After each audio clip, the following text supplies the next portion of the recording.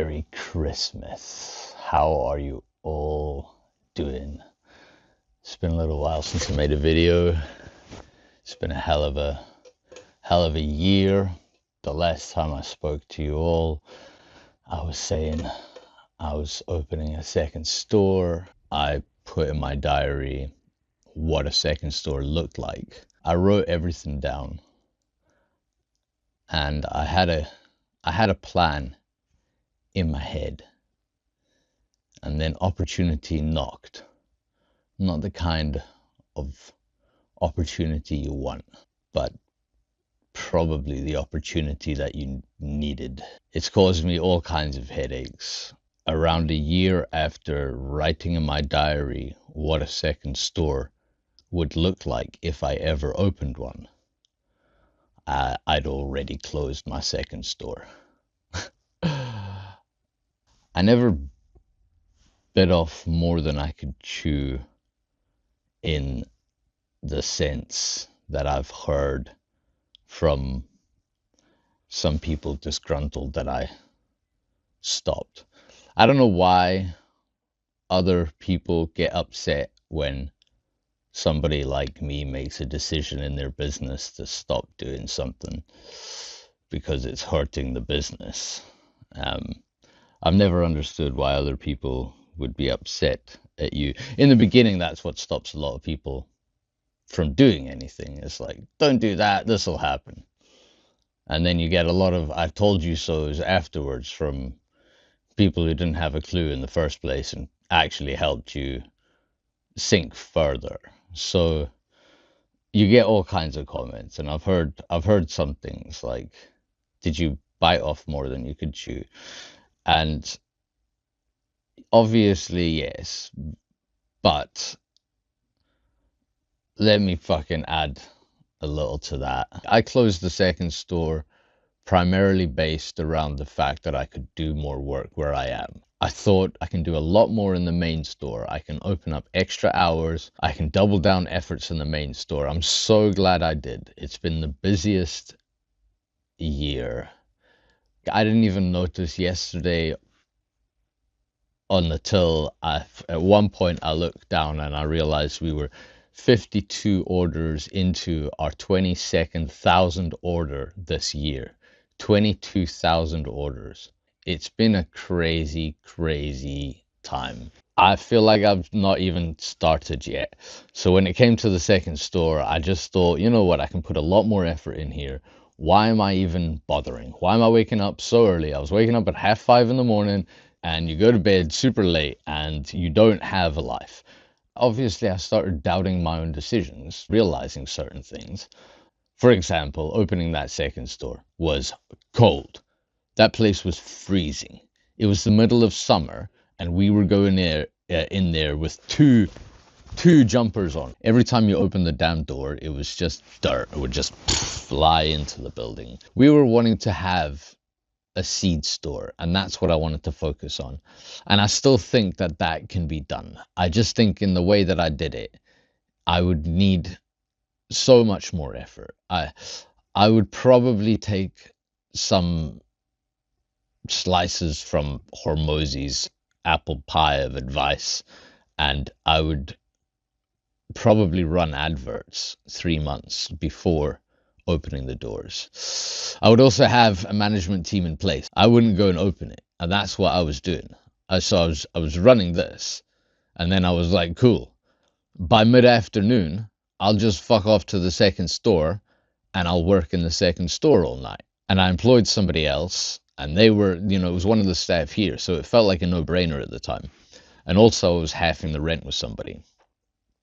But halving the rent with somebody was fucking pain in the arse, because obviously they fucked off with the money. Fucking stupid story. I don't give a fuck. This happens all the time. You're gonna get robbed in business. Just get fucking used to it. Especially when you put yourself out there.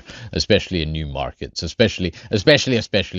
Businesses, you're gonna win some, you're gonna fucking lose some. That's the end of the game. Like, there's fuck all else to it. You win, you lose. Whatever. All it is the skills that you gain, the knowledge that you gain along the way, because you'll be able to repeat processes. It's not rocket science. Like, well, all you need to do is just be able to repeat processes. And what I'd learned with the second store was crazy because there's 20 departments. I've summed it down to 20 departments. The way I've created my system, I went to New York, I went to Barcelona and Paris, I went to Amsterdam. I've looked at all these systems just to figure out how systems work. Deep dived into Max Muller. I've gone through all of these little paths to try and get this fucking place running. 25 fucking hundred products in here. Everything is tagged. Everything has got a very extremely unique fucking SKU code. Everything is barcoded. Everything has a fucking label on it. You know, this industry is so crazy. The half of the shit that you get in will not have anything on it. And there are ways that, you know, you don't have to fucking like, you don't have to tag everything. You can do blanket pricing. You can do all kinds of fucking things where you don't really have to worry about the individual item. But I wanted to create a system where I track the entire fucking industry. Our system is built in a way that is easy to use. At this point, it's easy to duplicate. So we have got 20 departments in here. Scales, we took up at least 5 different types. Papers, we took about 5 different types as well. Same with tips. Almost every single category. Acrylic water pipes, we took about 100, 120 different water pipes. Drug test kits, lighters, blowtorches, some Dabrig stuff, you know, bangers, some caps. Walked in, set tablet down, switched on, said, yo, this is the new store, Head Happy Express. Just started scanning products in our inventory. Within 2 hours, we were ready to go. But we just I didn't do what I thought I should be doing as per the book, as per what I wrote in the diary. I wasn't following that. And every day I was waking up and I had this gnawing feeling in the back of my mind that I was doing something wrong, that I was going backwards, not forwards. I was like, I woke up one morning, I was like, that's it. I've had enough. I'm not opening this fucking second store. I'm done. I'm just done. I'm not doing it. That's what I decided. I was like, fuck it. I'm not doing the second store. I just phoned the landlord. I was like, look, whatever it takes to get out the lease. And that's when I found out that the person I'd been paying the rent to, who was paying the landlord, because they'd rented a property next door, offered me half rent on this property so that they could use it as storage. And I just thought, okay, brilliant. And they were like, let's work together. We'll get this, blah, blah, blah, blah, blah. I didn't realize that the money was going off to wherever. It's not the end of the world, but it's been a pain in the arse and it's been a learning experience. And the fact that a friend who squirmed his way into my life after my brother died, he was known to me in my brain. My girlfriend was upset when I started speaking to him again, but I ended up paying them the rent, and well, my half of the rent, you know, on a 2-year lease, so not a lot, 192.50 a month. So like, that's why I took it, you know, it was so cheap, and it doesn't add to my rateable value, not much. So it was a no-brainer, and it was in a location I knew. It was the building my kids grew up in for the first 8 years of their lives. So I thought, cool, it's a no-brainer. It's in an area I know, let's open it. But yeah, fuck. So next time I'm just gonna run ads a few months before I open. Gonna have team in place. I'm not gonna be expected to be opening the door myself. I'll be there, but I won't be opening the doors myself. Somebody else will be doing that. Somebody else, manager, will be doing that, not me, not fucking me. And I know that next time I need a team in place there, and that's what I'll do. And if that doesn't work, I'll fucking do something else. Like, that's the thing that makes people like me different, that people don't understand. It's like, I'll just keep going. Okay, I don't, like, nothing's a failure. It's like, meh, it's annoying. Might keep you up at night. You know, you might not sleep. You might fucking, you know, you might get suicidal. You might fucking, who knows? It's stressful. It's stressful. We're not saying, like, I'm not saying I have all the answers. What I'm saying is I'll just fucking continue looking for them. Like, what the fuck? Like, I don't have a stop button. Like, I don't care where I am. Someone was like, oh yeah, you bit off more than you could chew. Yeah. Didn't you? Yeah. And I was like, yeah, I did. It's like the third time I'd heard this. And I was like, yeah, I did. bite off more than I can chew. I've been telling other people that. I'm like, that's why I didn't continue doing it. This is too much in the wrong order. Maybe that's what they think. You couldn't do the second store. You couldn't open it. Like, that's not something that you could do. But they see that as like this finite skill. But what they don't understand, the more you attack things, the greater your skills become. And also, I know that's cliche, but and I know also, like, the more that you can take on, like, it sounds cliche, the stronger you become, the more you do. But it's so fucking true. It's like, 8 years ago, I'd find it like damn hard to. I remember like my first summer open, I was the same summer I met my girlfriend.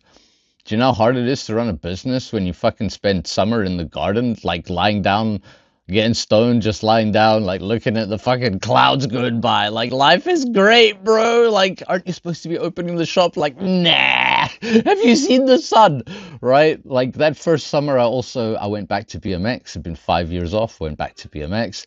That was the first summer. Like, I had my motorcycle accident. I fucking came off into the farmer's field, double Superman front flips, fucking 80 miles an hour between two black posts, and just flew. Fucking had to punctured a hole through my leg. I've got nerve damage, got fucking leg damage. It's, all of that shit.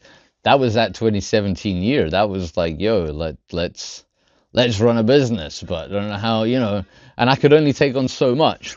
I could only take on so much. The idea of having a store and having paid rent, right? That was like enough. That was like, holy fucking shit, man. Paid rent, bro.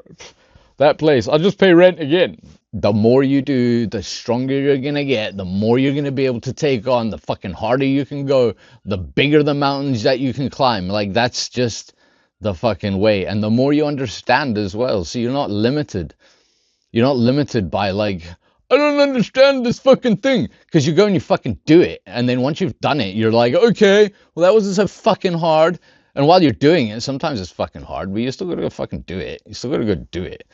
What else must I do apart from keep fucking plodding on and keep trying and keep poking and keep fucking flipping rocks and seeing what I could find, seeing what's going on and having fun while doing it. I had to throw away more e-liquid that I'd invested in because use by dates on e-liquid in a market that you are not in, like, I had to remove that. And there was a bunch of shit I did at the time that I had to do. I had to remove these items. Some of it was a stupid decision. Some of it lost me a lot of money every single month. But I had to make these decisions to make the fucking business move forward. But people don't see that. They see the obvious failures. It's like, oh, you opened a second store.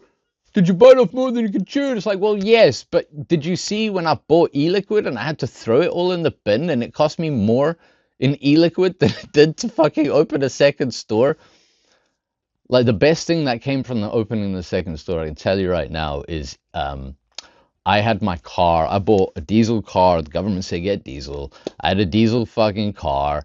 I can't park in the LEZ zone, the low emission zone, in the city, right? It's like my shop is like 200 feet in it, but I can't park outside my shop to deliver juice once every 2 weeks.